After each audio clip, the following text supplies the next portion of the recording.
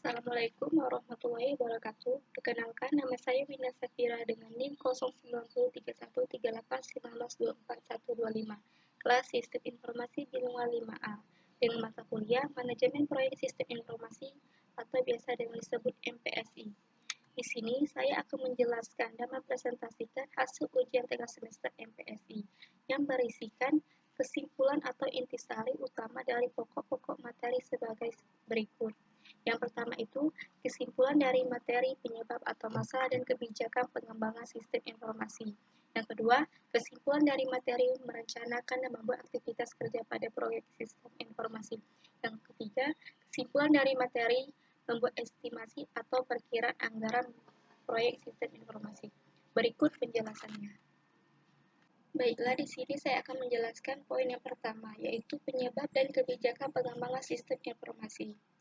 Untuk definisi pengembang sistem, yaitu pengembangan sistem informasi biasa disebut dengan proses pengembangan sistem atau biasa disebut dengan sistem development. Pengembangan sistem juga didefinisikan sebagai menyusun suatu sistem yang baru untuk menggantikan sistem yang lama secara keseluruhan atau memperbaiki sistem yang ada. Penyebab terjadinya pengembangan sistem informasi. Yang pertama, banyak timbul permasalahan karena sistem lama tidak sesuai dengan kebutuhan dan adanya perkembangan organisasi. Yang kedua, untuk meningkatkan kesempatan usaha, dikarenakan kecepatan informasi atau efisien waktu sangat menentukan berhasil atau tidaknya strategi dan rencana dalam meningkatkan peluang pasar, pelayanan, keuntungan, dan proses pengambilan keputusan. Yang ketiga, adanya interupsi perubahan, dikarenakan berasal dari internal atau pimpinan, atau juga bisa berasal dari eksternal, yaitu peraturan pemerintah, sehingga harus dilakukan pengembangan sistem pada sistem yang lama. Yang keempat, adanya pengembangan teknologi, dikarenakan perkembangan software dan hardware yang dapat menjadi alasan dilakukannya pengembangan sistem informasi dengan menggunakan teknologi baru tersebut. Adapun tiga faktor pada konsep manajemen proyek. Yang pertama itu faktor manusia, berhubungan dengan kesiapan organisasi perangkat lunak atau biasa disebut dengan sistem informasi dalam menyelesaikan masalah dengan melakukan kegiatan menerima, memilih, kinerja manajemen, pelatihan, kompensasi, pengembangan karir, organisasi, dan rancangan kerja serta pengembangan tim. Untuk yang kedua itu faktor masalah, diperlukan untuk mengidentifikasi objektivitasnya dan ruang lingkupnya. Pemecahan alternatif harus dipertimbangkan, teknik dan batas pun harus didefinisikan.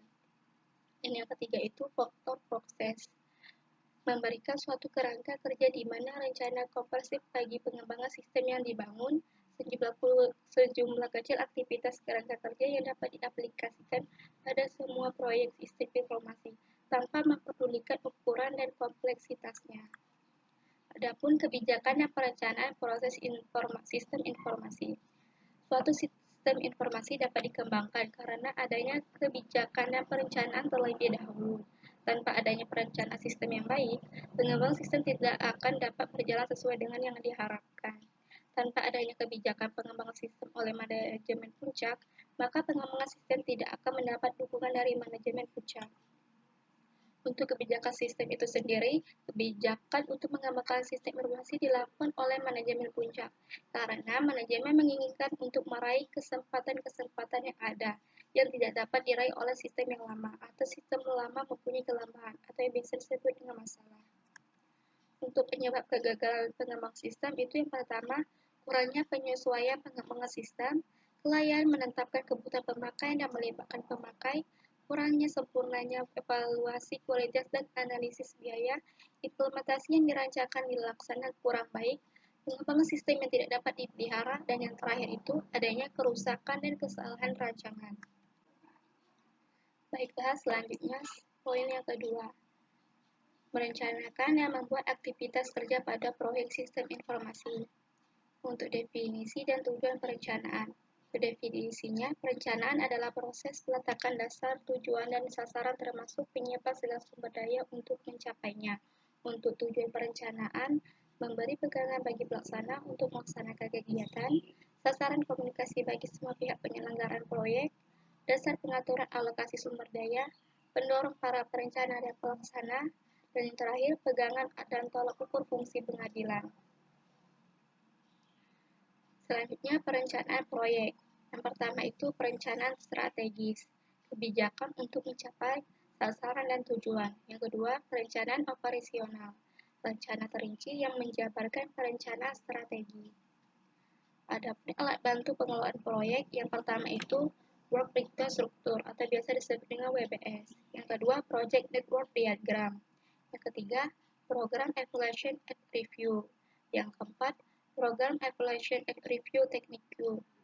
Yang kelima, Critical Path Method. Yang keenam, Gantt chart.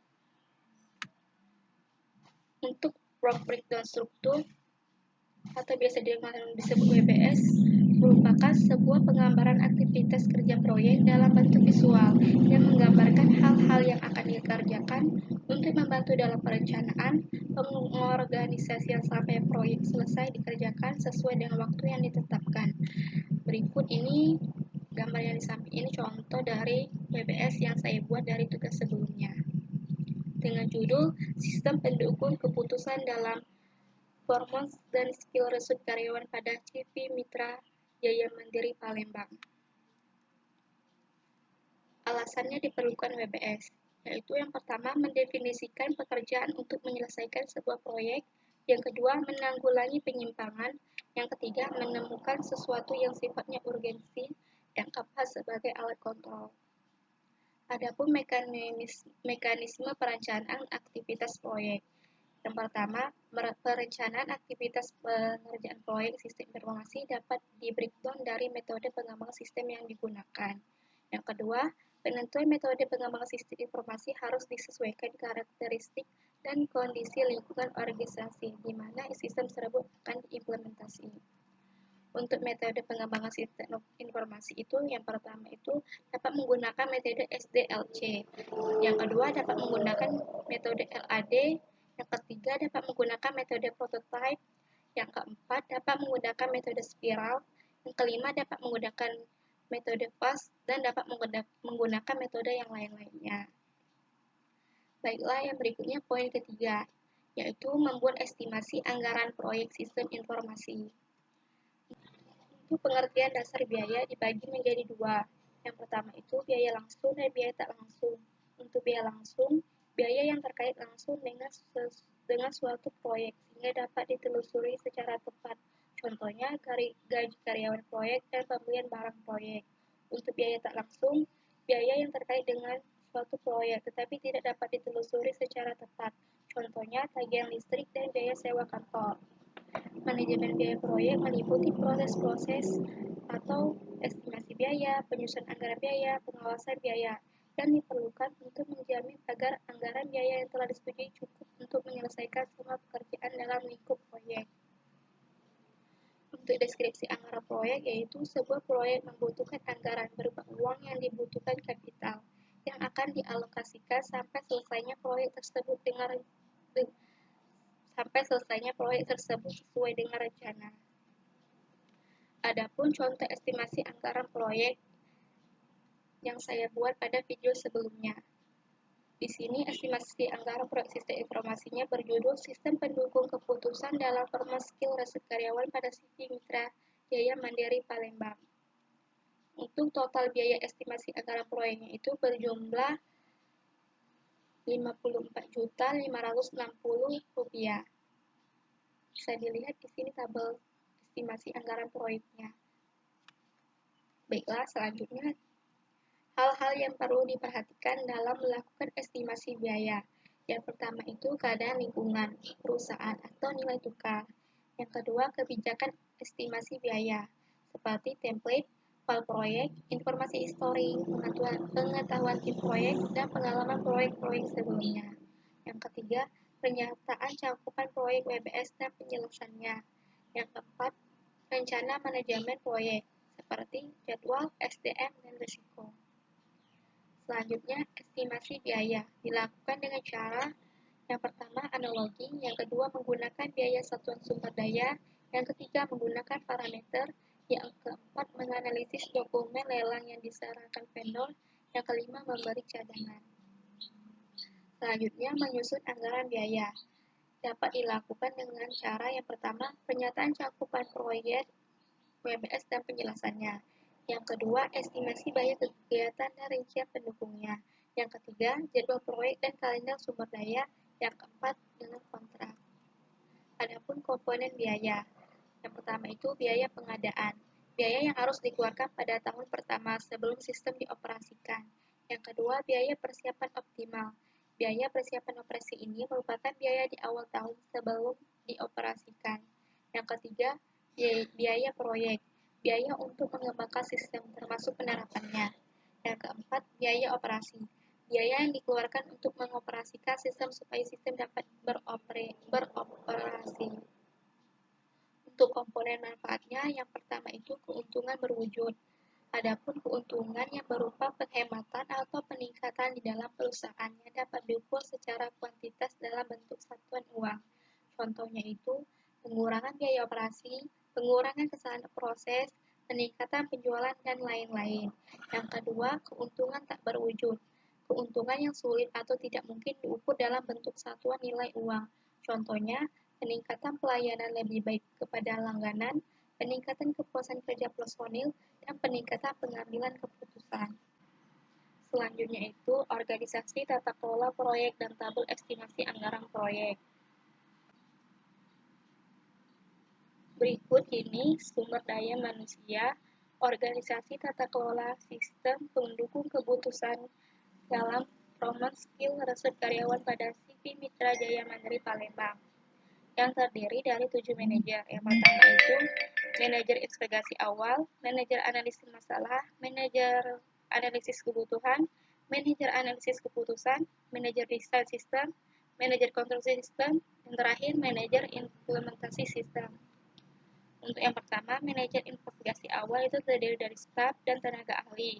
Untuk staf terdiri lagi dari interviewer, staf administrator, staf administrator. Dan untuk tenaga ahli itu terdiri dari konsultan keuangan, business analyst, dan business analyst. Untuk manajer analisis masalah terdiri dari staf dan tenaga ahli. Untuk staf itu terdiri lagi dari sekretaris, interviewer, administrasi keuangan, staf administrator, staf supporting, dokumentator, dan technical writer. Untuk tenaga ahlinya itu terdiri dari business analyst. Dan yang ketiga, manajer analisis kebutuhan, yang terdiri dari staf dan tenaga ahli. Untuk staf itu terdiri lagi dari sekretaris, interviewer, administrasi keuangan, staf administrator, staf supporting, dokumentator, technical writer. Dan untuk tenaga ahli itu terdiri dari business analyst dan sistem analyst. Yang keempat, manajer analisis kebutuhan, yang terdiri dari staf dan tenaga ahli. Untuk stafnya itu terdiri dari sekretaris, administrasi keuangan, staf administrator, staf supporting, dokumentator, dan technical writer. Dan tenaga ahlinya itu terdiri dari business analyst dan sistem analyst. Yang kelima, manajer desain sistem, yang terdiri dari staf dan tenaga ahli. Untuk stafnya itu terdiri dari staf supporting, staf administrator, dan technical writer. Dan tenaga ahlinya itu terdiri dari business analyst, sistem analyst, database administrator, network manager, ahli internet, ahli teknologi informasi, sistem integrator, dan programming. Dan yang keenam itu manajer konstruksi sistem yang terdiri dari staf dan tenaga ahli. Untuk stafnya itu terdiri dari sekretaris, administrasi keuangan, staf administrator, staf supporting, dan technical writer. Dan untuk tenaga ahlinya itu terdiri dari programming, database administrator, network manager, sistem integrator, sistem tester, web design, dan aplikasi integrator. Dan yang terakhir itu manajer implementasi sistem, yang terdiri dari staf dan tenaga ahli. Untuk stafnya itu terdiri dari staf supporting dan staf administrator. Dan untuk yang tenaga ahli itu terdiri dari business analyst, sistem analyst, database administrator, network manager, programmer, sistem tester, dan data entry. Selanjutnya ini tabel anggaran estimasi biaya dengan judul proyek sistem pendukung keputusan dalam promosi skill rekrut karyawan pada CV Mitra Jaya Mandiri Palembang. Tujuan dari proyek ini untuk membuat sistem pendukung keputusan yang mampu memberikan penilaian yang lebih efektif dengan target pencapaian terhadap penilaian kinerja karyawan pada sistem pendukung keputusan dalam formal skill result karyawan pada CV Mitra Jaya Palembang. Untuk sasaran proyek ini yaitu karyawan CV Mitra Jaya Palembang, karyawan CV Mitra Jaya Mandiri Palembang. Untuk metode yang digunakan itu metode SMART. Dan untuk kode teksnya itu dimulai dari 0.0, 1.0, sampai 2.0, lanjut lagi dengan 3.0, lalu 4.0, 5.0, dengan dan yang terakhir itu sampai dengan 6.0. Dan untuk total anggaran proyek ini itu berjumlah 54.560.000. Untuk penjelasan dari tabel anggaran ini bisa dilihat dari video saya sebelumnya yang telah saya upload pada link YouTube berikut. Untuk penjelasan lebih detail dari organisasi tata kelola proyek dan tabel estimasi anggaran proyek bisa dilihat pada link berikut ini. Sekian penjelasan dari saya. Jika ada banyak salah kata atau kesalahan, saya mohon maaf. Saya akhiri. Wassalamualaikum warahmatullahi wabarakatuh.